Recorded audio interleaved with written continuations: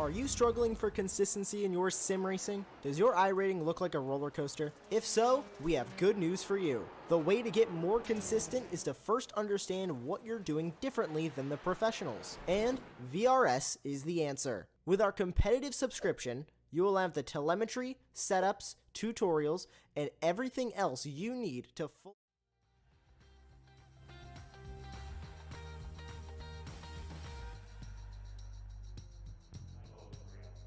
Hello everyone, and welcome back to the Radical Racing Challenge.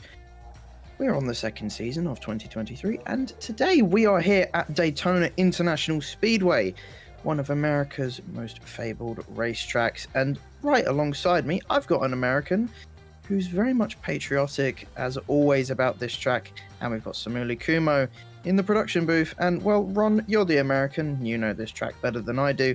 You know, talk us through this track and how you think the Radicals will fare today. Yeah, I think it's going to be an exciting race. I think it's going to be a very interesting race.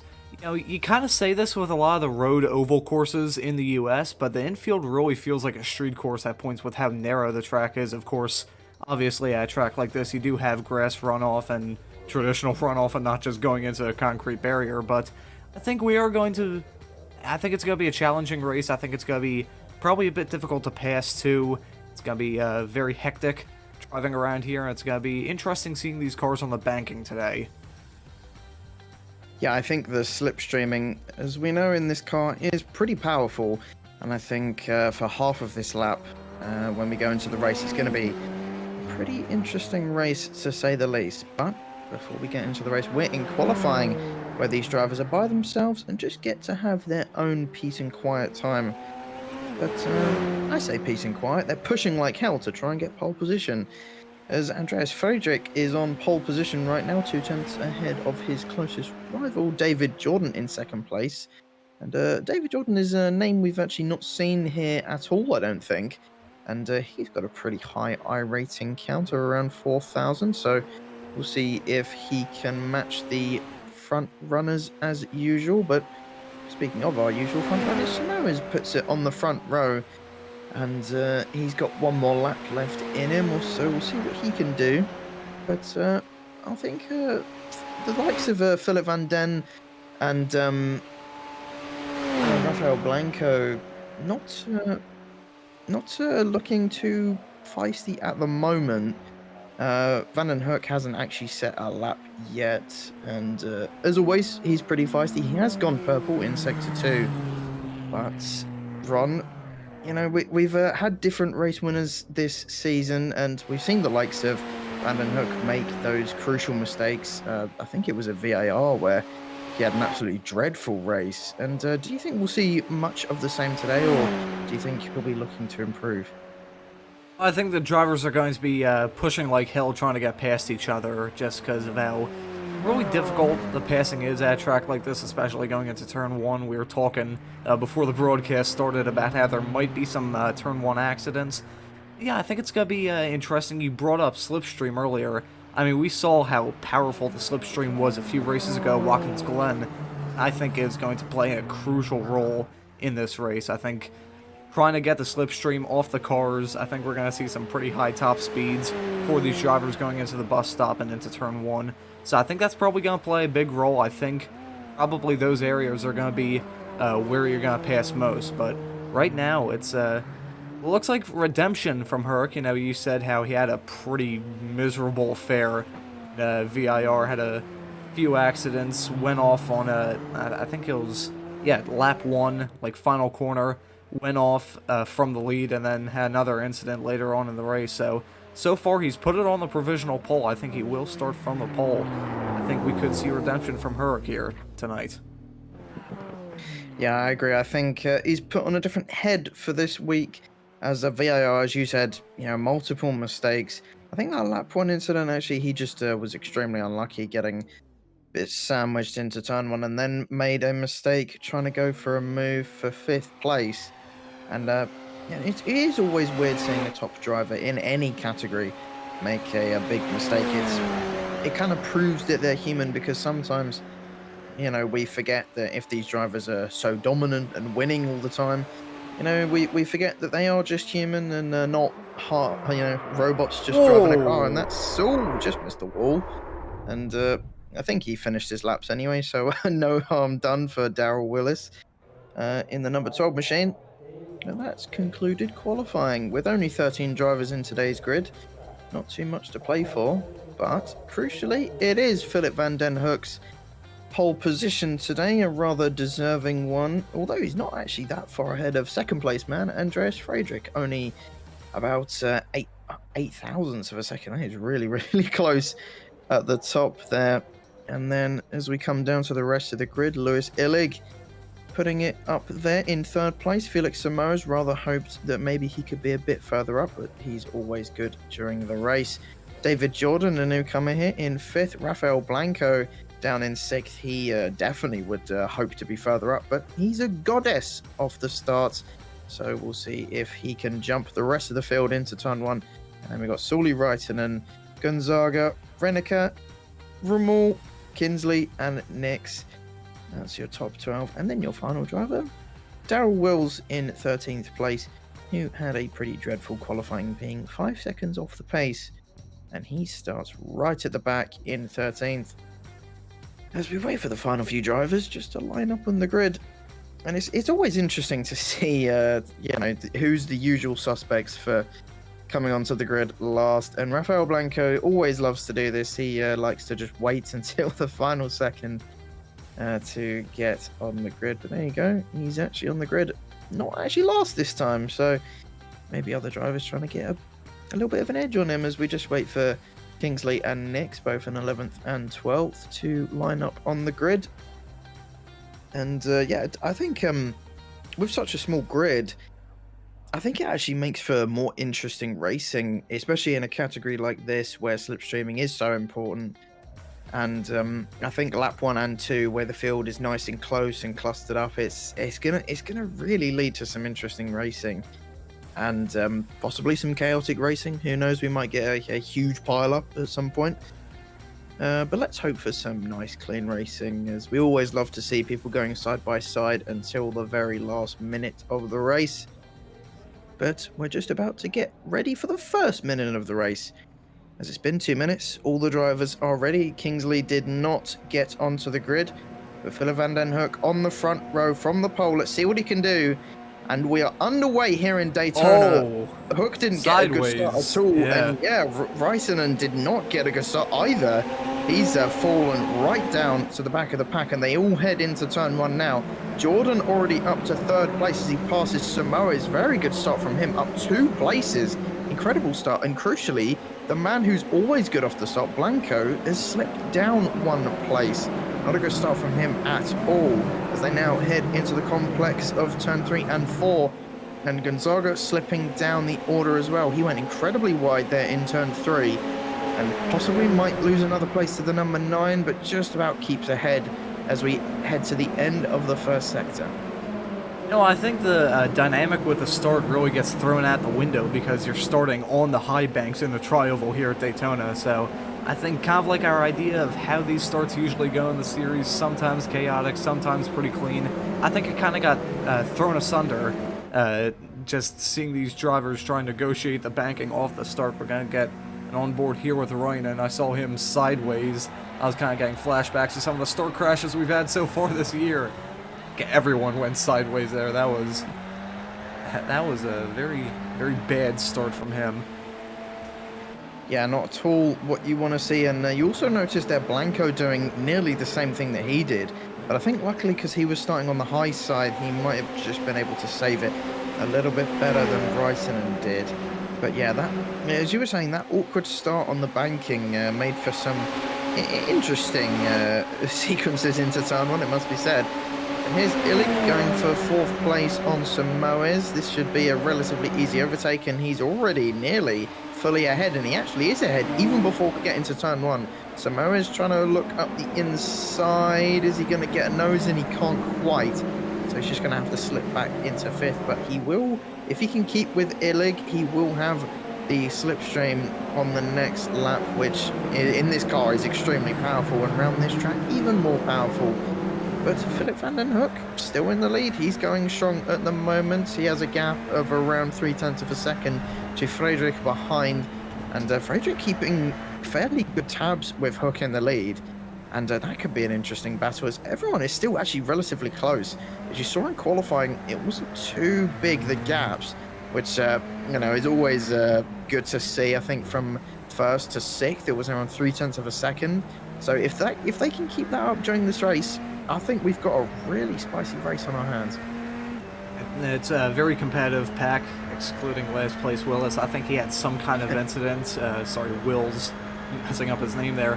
He must have had some kind of mess up on that first lap, because he's now down 20 seconds to the lead. But yeah, you said it. I think it's going to be really competitive here. I think the slipstream is going to keep these drivers close, right on the tabs of each other.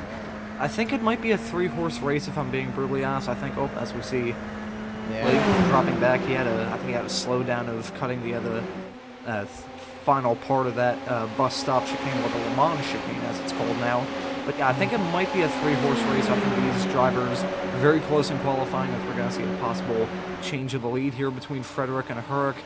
Herrick is going to throw the block there. That was a very bold move there, and I think David Alexis Jordan, who we've actually seen in the series before. And that's a huge crash. That's 4 cars involved into turn 1. You can kind of see that they were all just merging towards each other even before we got to the corner.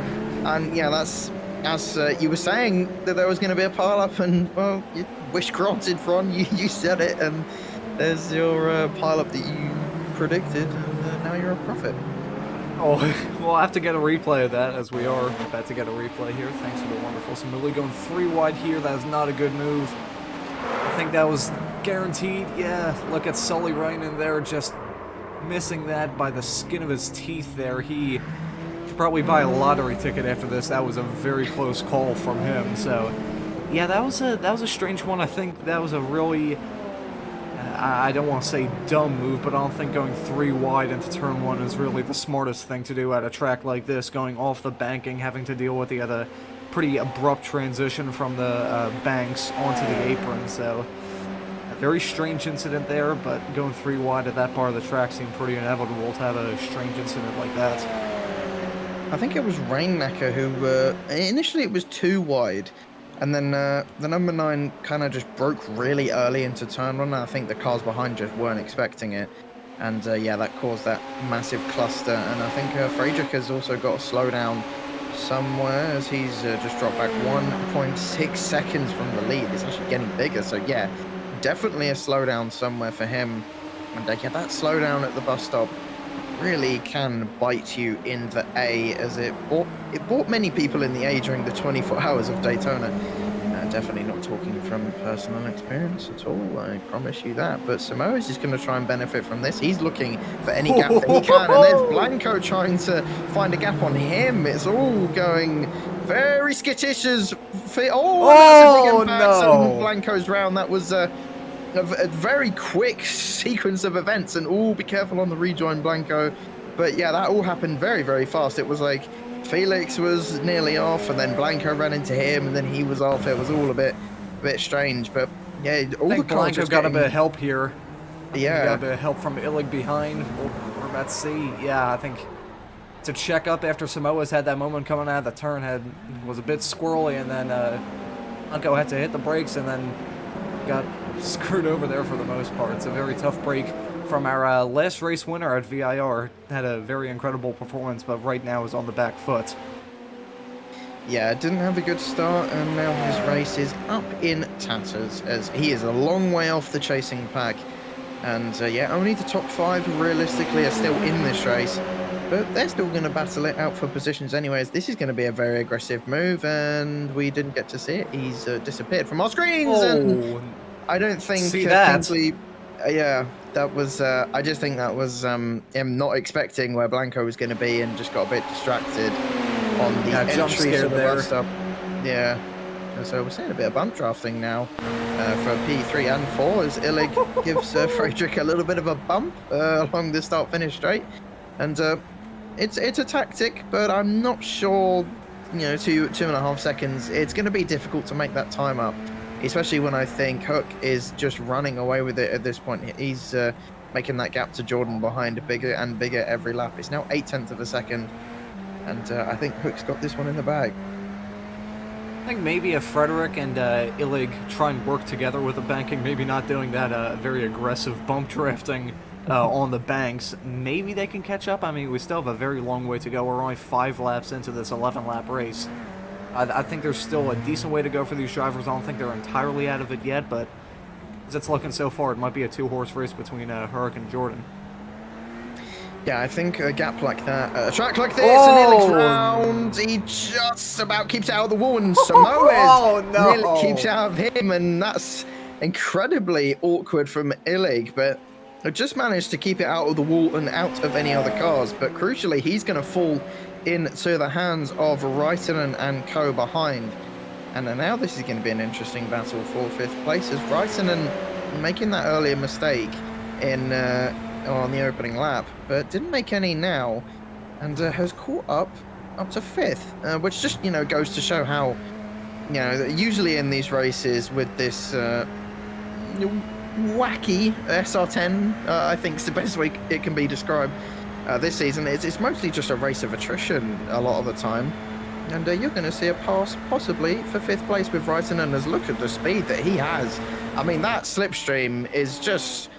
it's like he has a completely another engine in that SR10. It was a breeze to pass Illig into turn 1, and I think this battle is going to be really interesting. Illig's got some good pace, Raitanen's got some good pace, and we're seeing some smoke in turn 1. I think Friedrich might have made a mistake. He's lost a huge time, and yeah, he has made some kind of mistake. The number 5 coming into turn 1 looks a little bit out of shape, and yeah, just a little bit too much speed. And yeah, just watching these drivers make these kind of mistakes, you can just feel and see just how much of a pain this SR10 is to drive. And while we've been watching that, Jordan's actually made his way into the lead. So remember what I said a few laps ago about Philip? His race looked pretty easy from 1st place. Well, eat my words, he's now in 2nd place. Now, I was going to mention how it looked like Herc's gap really shrank, like, quite significantly at the start of this lap. It looked like he went from about 8 tenths ahead to, like, 4 tenths just going through turn 1. So I think he might have had, like, a series of mistakes, might have locked up the tires, and, of course, the way these cars are in this series, in this season of iRacing, if you overheat those tires slightly, you are in for a world of hurt in the coming corners. But I think David Alexis Jordan might be in for a world of hurt here coming into the tri-oval, because Herc is going to have a great run. I think he's going to have a lot of speed compared to Jordan. He is catching up quite a lot. I don't think he's going to be close enough. He might go for the move. Very, very close. He is going to go for the move around the outside. He got blocked off there. Just not close enough. I think if he keeps the gap that he has now, I think we might see a nice little ding-dong battle for the lead between these two. Just really a slipstream battle like we saw back in Watkins Glen a couple races ago. We've not got long to find out. We've not got too long left in this race. We're on lap 7 out of 11. 7-11, do you get it? It's funny.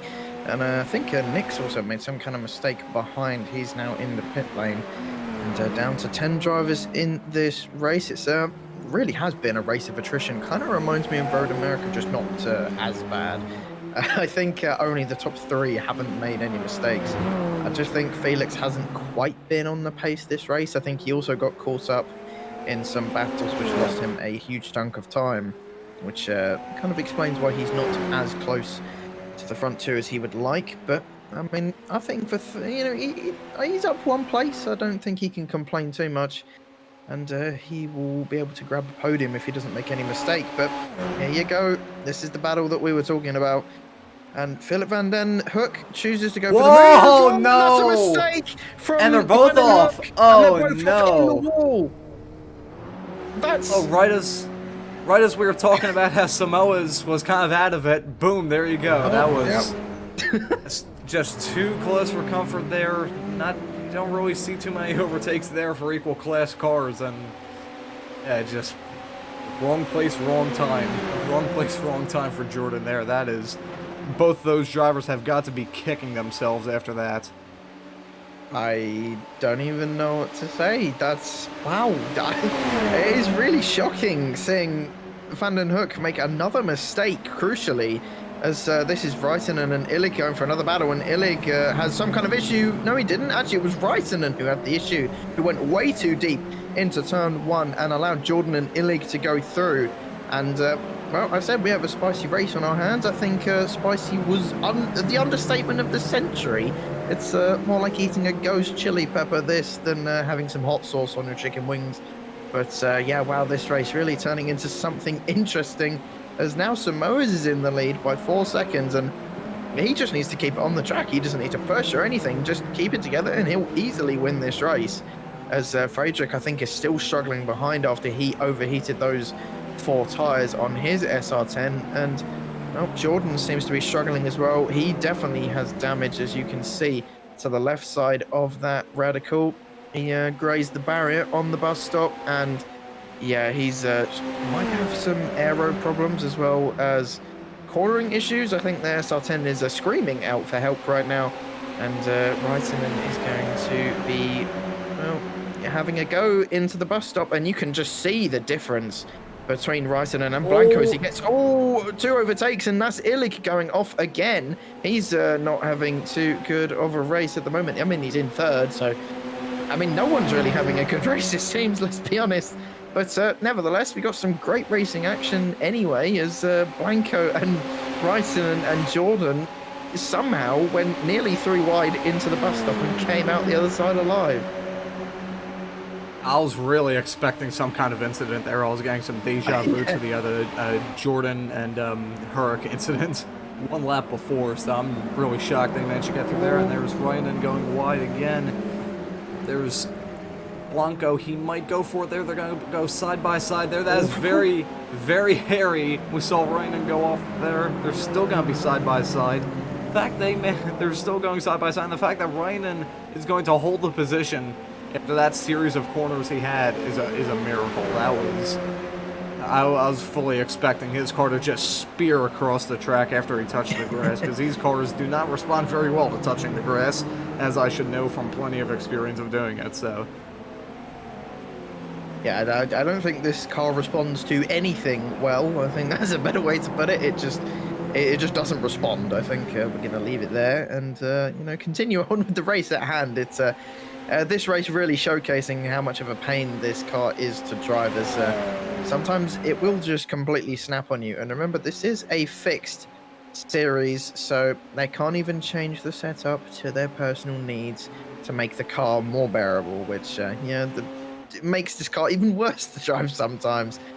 But nevertheless, it's providing some good, fun racing, which you know, it's quite weird. It's muddled up the grid and producing some very interesting battles right now. As Illig, you know, after making a mistake, is still in 3rd place, around a second ahead of the chasing pack behind. And we've got Raikkonen and Blanco who are about to go blows into turn 1. We'll see who's going to be the most brave on the brakes. Raikkonen is still just in the slipstream of Illig ahead. And well, Raikkonen's made a mistake a few times into turn 1, and you can definitely tell he was very cautious into turn 1 that time round. And Blanco saw the opportunity and went for it and put his SR10 up into 4th place. And after what you could say has been a disappointing race for everyone, you know, it sees Blanco up into 4th. And I think Van den Hoek has given up. I think he might have had some kind of issue, or maybe it's connection. Not 100% sure, but he seems to be out of this one. And considering, you know, his crucial mistake at the bus stop, can you blame him? Not really. He's not had the best of time this season with this car. But now, Ron, as we head into the near end of this race, you know, we got this interesting battle possibly brewing up for 3rd place, as Blanco, Raikkonen are catching behind. Do you think Blanco will be able to challenge for that 3rd place? I think Blanco's in the catbird seat, you know. I mean, he's obviously in the draft, he's in the slipstream, and we've seen a couple of mistakes from Illig throughout this race. We saw him have that pretty big mistakes. How he managed not to spin that car going through the bus stop a couple of laps ago is a miracle. You could see his tire marks just on the grass. And yeah, he's made a couple mistakes going through the bus stop, so if Blanco can just hold his own, try not to go off track at any point, manage to gap to Ryan behind, I think he'll probably be in the catbird seat to to grab the podium spot, but I say that we don't really have much time left. We only have a lap to go here. Yeah, we've moved on to the white flag of this race. You know, you see how just quickly these races go by as they're about to go to blows into turn 1. I don't think Illig realised how close Blanco was. Nearly turned into him there into turn 1. And Blanco's up into 3rd place, but we've still... Oh dear, that's a rather ruined SR10 on the exit of the pit lane. That's not ideal. That's Tim Nix, actually. That really does look ruined. I don't know what he's done. But nevertheless, he's a few laps down in 11th place, so don't have to worry about him for now. But this battle for 3rd place possibly could open the door for Reitinen as well, who's not too far behind. And if these guys start battling or one of them makes a mistake, we're going to have a 3-way fight for the last podium spot here. And I think Samoas and Friedrich are fairly comfortable, but they've still got the bus stop to navigate. So possibly one more mistake from those two could possibly even make this a fight for second. A fight for the win would be dramatic as hell. It would be a fair dinkum way to end this race. But as Felix Samoas comes up to the bus stop for the final time, he probably just has to drive this very, very slowly. He has 3 seconds to play with. And yes, he gets through this very, very calmly as this is the battle going on. I think Reitinen rather misjudged that. Yeah, I don't think Blanco nearly went off there. That was, yeah. I was going to say earlier that we might have a big game of musical chairs here, but they've managed to keep their positions, so very interesting race from them as we're following Felix Samoas. We didn't have him slated as a win. He wasn't really too fast, but as a 2 liters crash, he took advantage of it. Felix Samoas grabs a win today, and there's, like, holding on to that final podium spot. Yeah, I think Illig around the bus stop he knew being behind was probably the better option, but here's another finish to the line. It's Reinecker in 7th place who just about gets ahead of Gonzaga. And we have the top 8 there for you. And only got one more person to finish the race. Rommel in 9th place as he crosses the line now to round out your grid. And you're finishing for today. That was a pretty short burst of a race, but an interesting race nonetheless. Many points of action. I think everyone from 1st to 13th made some kind of mistake during the race. I guess you couldn't say Jordan made a mistake. He kind of just got caught up in that unfortunate incident with Hook. But it still kind of counts. But yeah, wow. This series gets more and more interesting every week, for better or worse. But it's yeah, we actually still have one more car to finish. I completely forgot about this man who we saw just about a lap ago. His car was completely destroyed, and yeah, we get to see him go at safety car speeds around this next lap around Daytona. I wonder if he's even going to go through the bus stop. We're about to find out, and so are you all watching this. Is he going to take the bus stop? Place your bets now, ladies and gentlemen. He's coming up here. Oh dear, he's full lock to the right. He's gonna his hardest. He's gonna go into the bus stop. He's gonna navigate it. This is a record-breaking lap. Surely, I mean, look at the speed he's carrying through the corner. Didn't pick up a slowdown there. He's lucky not to get an off track there. That was almighty close, pushing the car to the limits. As now we head on to the banking, of course, this Daytona banking famous for being side-by-side action with the Daytona 500, but today you've got a broken SR10 going on the banking as he navigates turn 3 and 4 around the oval, and this is possibly the most entertaining thing Apex Racing TV has ever streamed. And I mean, just look how close this is going to be. He's going an incredible 78 miles an hour, and he's picking up speed in 3rd gear. He's going to 82, 83. Look at the speed of that SR10. It's absolutely incredible. He is really shifting now. He's shifting hard all the way to the line as he sets an incredible lap time. It's a record-breaking lap of I don't even know. It didn't even pick up that last lap. It didn't even say he finished the race. But that was some incredible stuff from Tim Nix. If he wants to come up for an interview, I would love to talk to the man about that absolutely incredible last lap from him. But rather boringly, we're going to move on to the race results.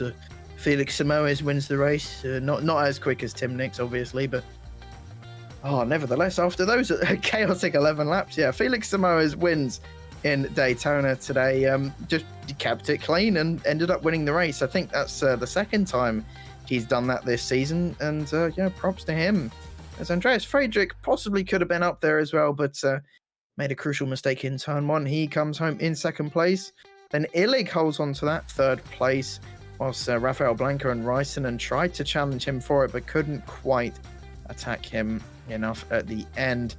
David Jordan rather hoped he would be at the top of the field, but having come together with Philip Hook in the bus stop, I rather get the feeling there will be words said after the race. But Gred Reiniger, Gonzaga, Ramul, Hook, Wills, Nix, and Kingsley round out your grid. Finishing for today, and Ron, that was an interesting race. I think that's the best way to describe it. And these cars look a handful to drive. I mean, you've driven it, I've driven it. We both know how horrible it is. And do you think that I've wanted to ask this question, and this question goes out to the people watching as well. Do you think it possibly would be better to go back to the old car or try improving the SR10? That's a really tricky question he asked there. I think they'll probably just stick with the SR10. Hopefully they fix it, because really the only way to make a race in these cars bearable in this season of iRacing is really just a couple shots of whiskey. I think they'll probably just try and hopefully the people at iRacing will just focus on trying to fix this car. And we see these drivers, they've managed to at least get grips on it slightly. I mean, we still obviously see mistakes here and there, but a lot of these drivers have managed to get a hang of things. We've seen progressively better racing as the season's gone on, so I think by the end of the season, I think we're probably gonna have some pretty good racing. I mean, we had pretty good racing now as we see the slow motion replay of a spin there in the background. I'll be brutally honest, I'm a bit perplexed, mainly to the awesome, beautiful replay we had of Tim Nix just driving that thing. That was, God bless America, that was awesome. Yeah, it was interesting to say the least, but actually, didn't even realise this. We have one person waiting for an interview, and it is your race winner today, Felix Simoes, who I would love to chat to. Felix, I mean, it was a chaotic race to say the least, but you just kept it clean and ended up taking the victory. And I just want to ask, we know that consistency is key in this car, but were you expecting at all to win this race? No, to be honest, no. Because I did not have the pace. There are other races and other tracks where I have the pace to keep up with the lead and fight, battle for the win. Not in this track, definitely no. Yeah, so Philip and David were clearly faster than I was. Although once I got clean air and was behind them, I was doing round about the same lap time. I don't know how much they were battling, if they were losing time or not. But the straight answer to your question is no. I did not expect to win because I don't think I had the pace to win. I was probably the one who did the least mistakes. I did a few. One of them costed me some incident points and probably the race to Blanco because he was behind me when I lost traction. And he hit me from behind and then he spun. I don't know if he had contact with other car that was also in the group with us. So that was my mistake. Other than that, I don't think I did many mistakes. But still, I did mistakes. But probably the one who did the least mistakes in that winning race. Yeah, it really was a race of attrition today, and I mean, just as we were saying on stream during the race, if you don't make mistakes, you end up getting good results. And even when you see the top two making mistakes, it really goes to show how much of a handful this car is. And we asked this question just a few minutes ago, and I'm interested to see on a driver's perspective, would you see, iRacing possibly doing what they did with the Formula Series, where they go back to the old car, in this case the SR8, whilst they fix the SR10? Do you think that's a possibility, or do you think that they will just fix the car and push it out possibly next season? I really don't have an opinion. The fact is, many people have strong feelings regarding using the old car instead of the new one. I mean, I don't, with the exception of me, I kind of like this new car, and I also did not use the old Radical that much. But the majority of people, let's put it like that, still prefer the SR8. So I wouldn't be surprised if iRacing would do such a move. Honestly, what I would hope is that they fix this car, mainly the traction, because this is the only part in the car that I think I would like to see fixed, which is the car sometimes can break traction just out of the blue. You have to be extremely careful, like stepping on eggs so that the rear end stays put. And maybe make the car a bit more forgiving, because if you overdrive the car, it's very unforgiving. You overdrive, you overheat the tires, and you're done. And I think that's why most of the people struggle with this car, because you have to be very precise. Do not brake late, because if you brake late, you will slide the car, and then you're done. I think we saw that a lot during this race, especially into turn one, where even before the race started, we were talking about, we knew that braking into turn one was going to be really challenging in this car. But going into next week, do you think possibly you might be a little bit better on the pace as you maybe usually are? And do you think you'll be able to challenge for the lead? You have to help me. I don't remember which one is the next track. I haven't looked at the schedule yet. The schedule. Let me take a look. Knowing this season, I believe it's Suzuka. Yes, it is actually Suzuka. Suzuka. Yeah, I'm not a specialist, but I think I can do a better result than this one. Yes, I can have a better pace at Suzuka than I have here with this one. Well, it's always good to see you at the top, Felix. And before we let you go, usual, anyone you want to thank? Any last words you want to say? No, nothing special. Mainly you guys doing the commentary is always nice to go back and rewatch the race, or just watch it live when I don't take part, and everybody involved, because I guess one of you said that the racing is getting better and better, and it's nice. It's just a shame we don't get higher participation, but yeah, mainly the commentary from you guys, and the rest of the guys that do these races. Well, it was a pleasure talking to you, Felix, and I hope you have a good rest of your day. Okay, thank you. Well, that was your race winner, Felix Samoas, rounding out today's race, and that's about all we've got time for today at Daytona. Been a fairly eventful race, to say the least. Rather understatement of the century there. And same time next week on Fridays as usual. And we hope to see you all next week at Suzuka. I've been Aaron Smith, joined by Ron Mons and Samuli Kumo in the production booth, and we all hope you have a good rest of your day, and we will see you next time.